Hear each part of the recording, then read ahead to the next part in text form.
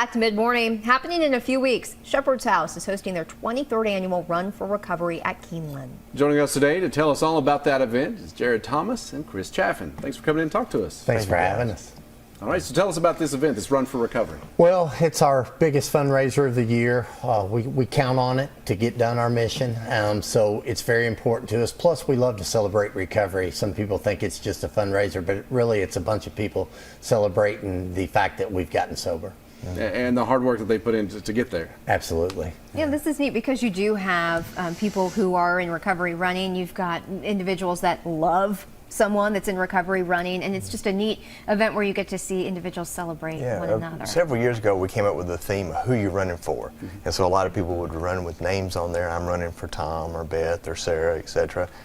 Pre-COVID we were up to 1,700 participants, which is a nice size run. Yeah. COVID dropped those numbers in half. Last couple of years, 500-600, but we hope to be back over 800 participants this year.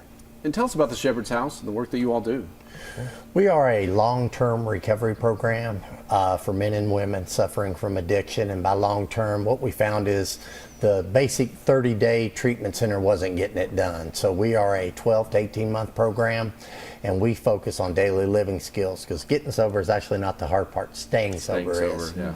But we've heard that people who are able to get sober, but then once they go back out, start trying to just live their normal life, there's a lot of temptations out there.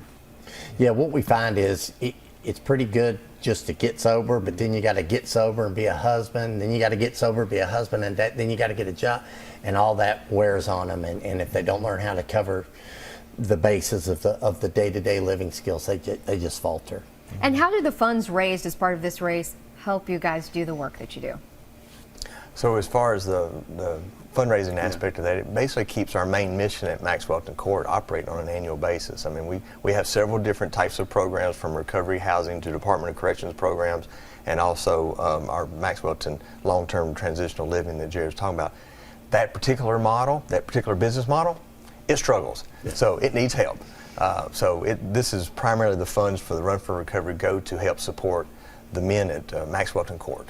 And if people want more information on either the run or the house, the work there, where should they go? Yeah, sure. So it's r4rky.com. That's the letter R, number 4, rky.com. On the screen right there. Absolutely. And just to mention that our friends at BHG have given us some gift certificates to give out this year. So for the next 3 days, everybody that registers for the run will be put into a raffle. We're going to give away 2 BHG $100 gift certificates. There you go. And if you're a runner, getting to go out to Keeneland and run that race. Great. Beautiful. We'll also feed you a nice breakfast on Saturday morning. All right. Thank you two for coming in. Thank you guys. Thanks for having us.